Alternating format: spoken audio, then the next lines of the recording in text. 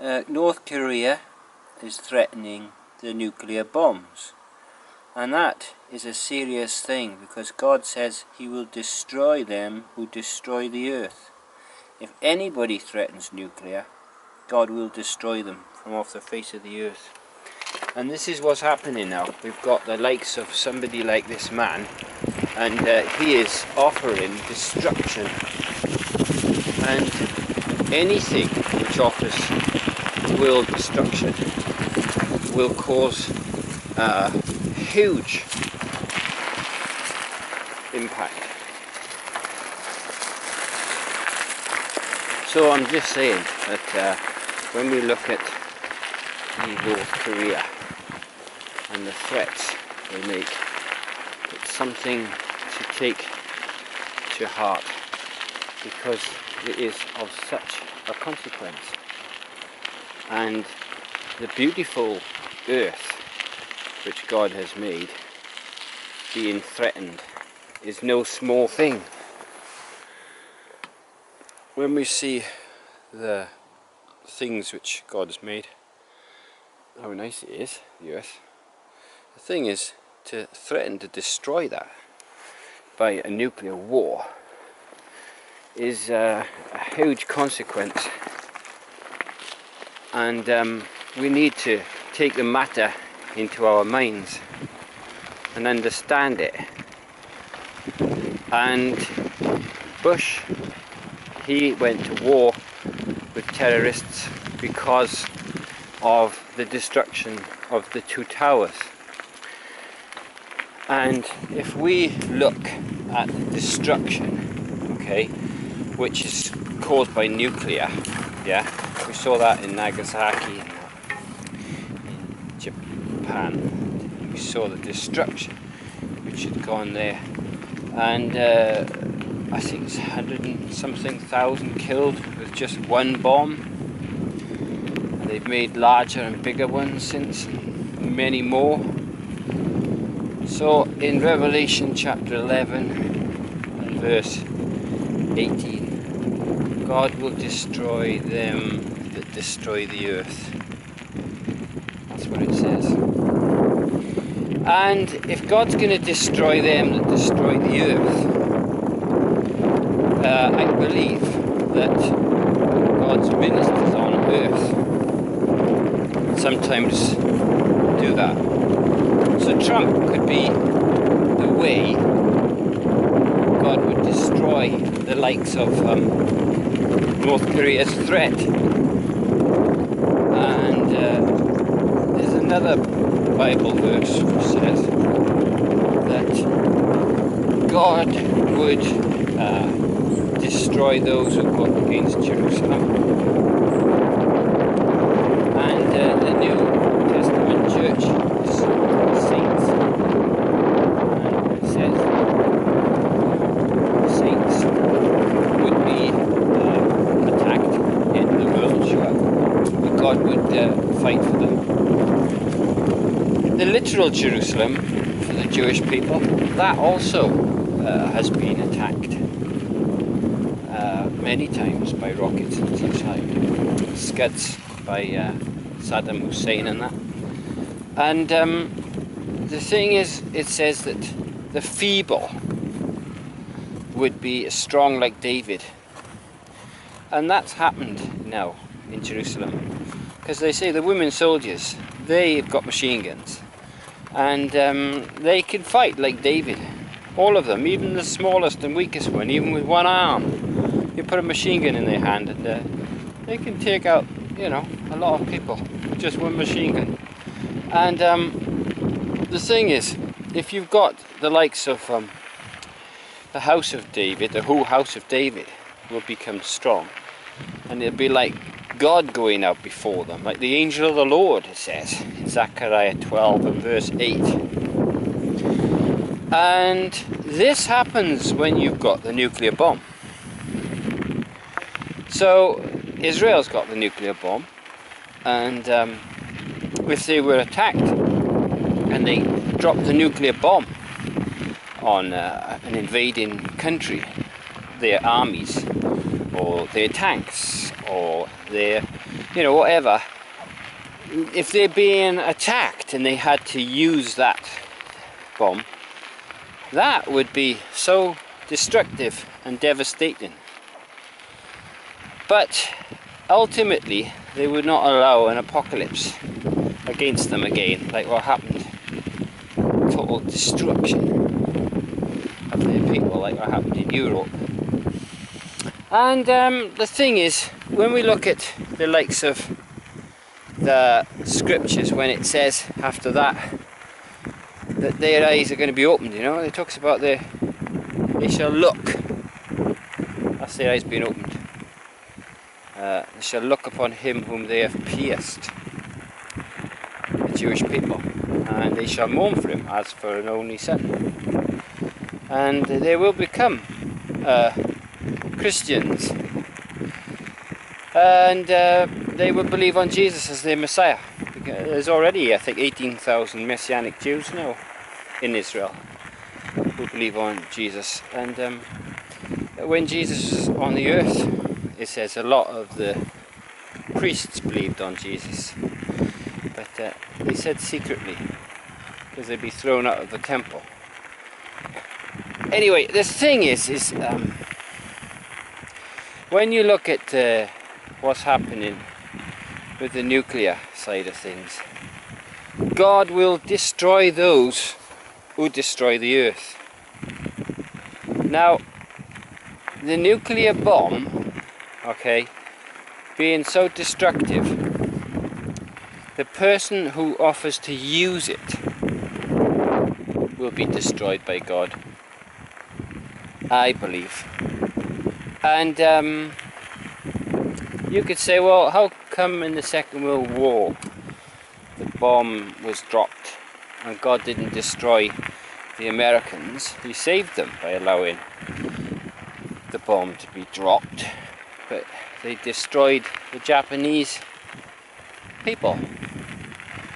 And it says, though, that Zechariah chapter 14, you have to balance everything, that this is the plague that will come upon those who basically attack Jerusalem, or attack the New Testament Christian church, who are now the New Jerusalem. That's what it says in the Bible. The New Jerusalem is coming down from God out of heaven, right? So the saints are associated with that, because when it says they shall go up on the four corners of the earth and attack the saints, and then talks about surround like Jerusalem and all that, it's in Revelation 20 verse 4 to verse 9. Okay, when you look at that Bible verse, compare it then with Zechariah chapter 14, when it says the plague which would come against them was their tongue would consume in their mouth, their eyes would consume in their socket. That's what a nuclear bomb does. And we have to consider that nuclear threat, because Jesus said that there would be fearful sights in front of your eyes, and wonders and such like in the heavens above and things.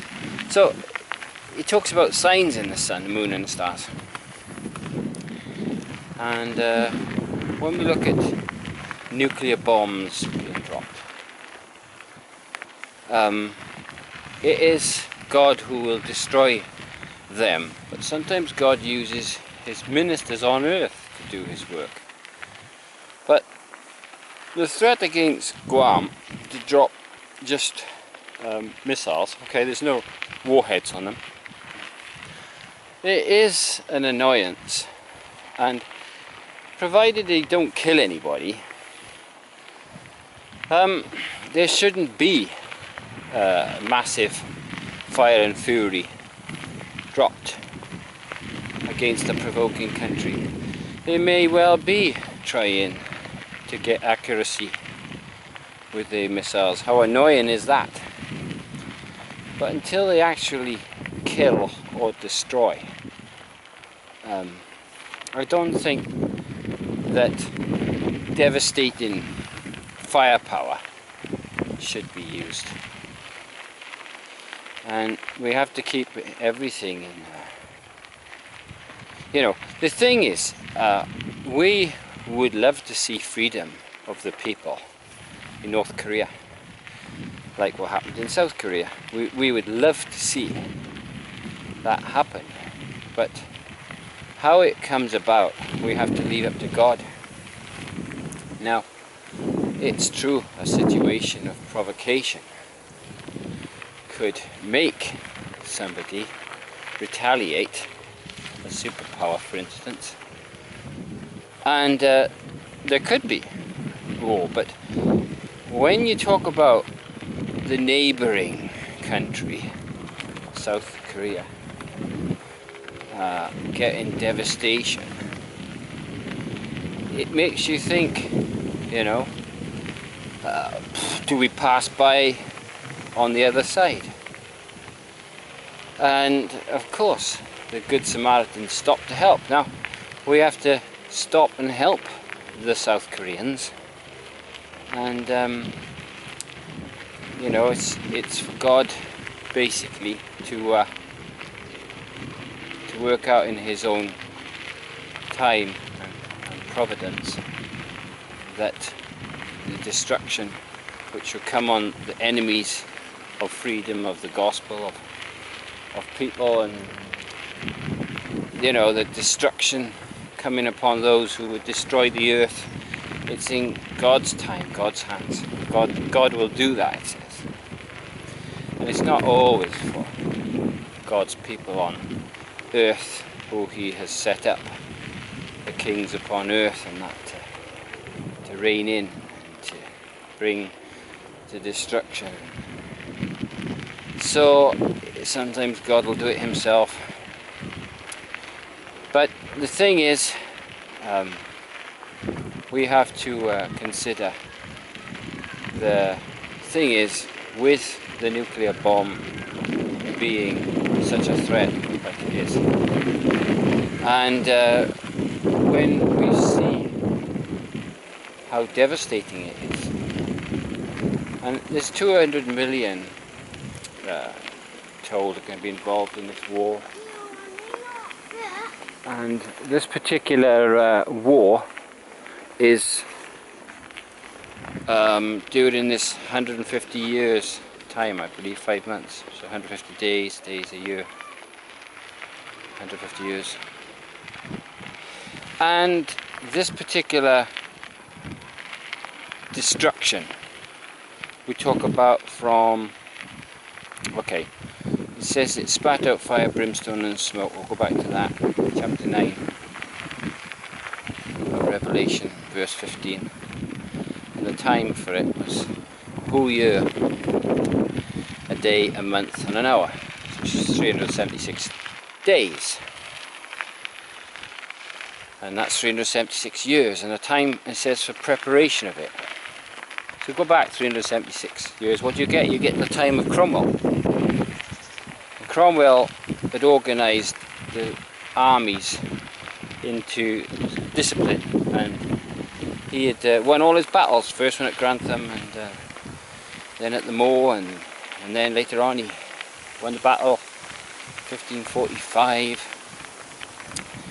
the end of the Civil War, the first Civil War, was 1646.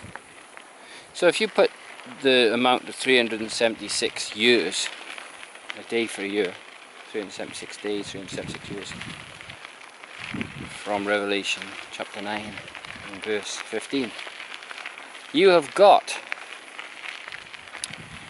the time of 2019 to 2022, if you add on those years. Now, why talk about spitting out fire, brimstone and smoke? From Cromwell, there were wars before that, 1560, and we know about John Knox, Scotland. And John Knox was, you know, called for the armies. 10,000 came up, troops, from Elizabeth, Queen Elizabeth. and they came up to Edinburgh, and you know, they made siege and all that, and there was the troops from France there, described in John Knox's book, and the Queen and her forces were attacking the Protestants and such like. Not the Queen of England, Queen of Scotland. And the thing is, the people were annoyed at the Queen. She'd stashed away lots of beef when people were starving, you know. In Perth they found it there, in one of the Queen's houses and that. Anyway, the soldiers were stealing the French soldiers were stealing all the stuff off the common people. One woman's described had gotten so angry at the soldier that she pushed him into the apple barrel where he was trying to steal all the apples from. And then another woman was described as, you know, fighting back, and this other person. And the thing is, they had cannon. I mean, when John Knox was in the castle being attacked there over at St Andrews, it says that the cannons were fired from the boats. They weren't accurate, and they were smashing some of the tiles around the castle, but they couldn't get them out that way. And later on, you know, the other man was thrown out of the tower there. Anyway, I won't go into all that, but there was a secret passageway leading right through, and secret passage from the castle through to the town into the site. But I won't go into all the details, the small details of the city, but there were skirmishes, and there was fighting against some of the, you know, some of the stuff going on there. So, anyway, that's it. So when we look at the actual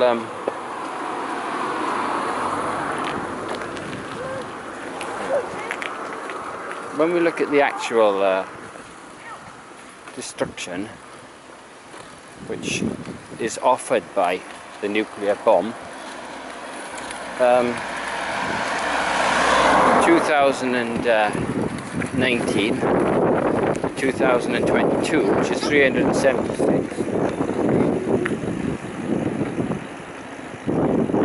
It's a lot to think about. A great lot to think about. And this is what we're talking about today, is this particular threat.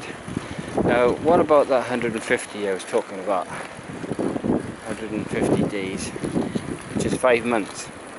Now that's for the flying creature, which spat out fire, brimstone and smoke. And it flew. So to be a flying creature with a breastplate of iron and the face of a man in it makes you think.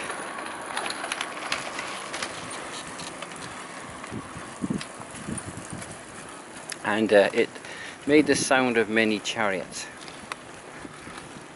Now, have you heard the noise of aeroplanes? Of course you have. Well, think about the noise of many noisy chariots. You talk about iron chariots, and in the Bible it talks about the iron chariot. And you think of all that iron clanking and making a noise, and the footsteps and foot hooves of thousands of them going to battle.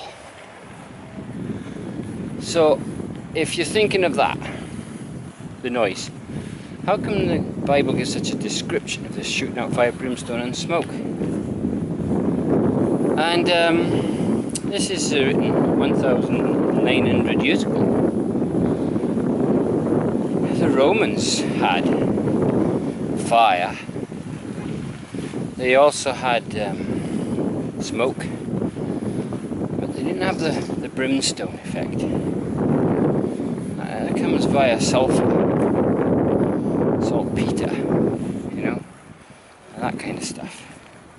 Now they had that to devastating effect in Cromwell's time, and when we think about the castles, there are no longer any use in 1646 at the end of the First Civil War there, because Cromwell's army had organised cannon to such effect that all the castles became useless, and it used to take months to lay siege to one castle before Cromwell. After Cromwell, all the walls could be easily smashed through multiple cannons concentrated on one area to devastating effect, as they found out in Colchester, in Bristol, and all the other different castles. So when we describe that this particular war of consequences from nuclear, I mean, how devastating and destructive nuclear is. And when we look at what the Bible describes in detail about how nuclear dissolves the eyes in the sockets, okay, and the tongue in the mouth, I mean, nobody's ever seen that before. Never has it been seen except with the nuclear, to dissolve a tongue in a mouth, or the eye in the socket like that.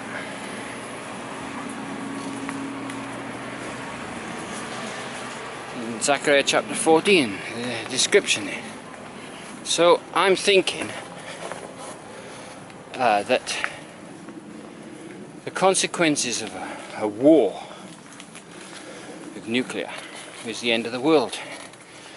And it does talk about all that as being like the end of the time. I mean, when it says that the end was like the last kings of the East, it says the time of the kings of the East being prepared.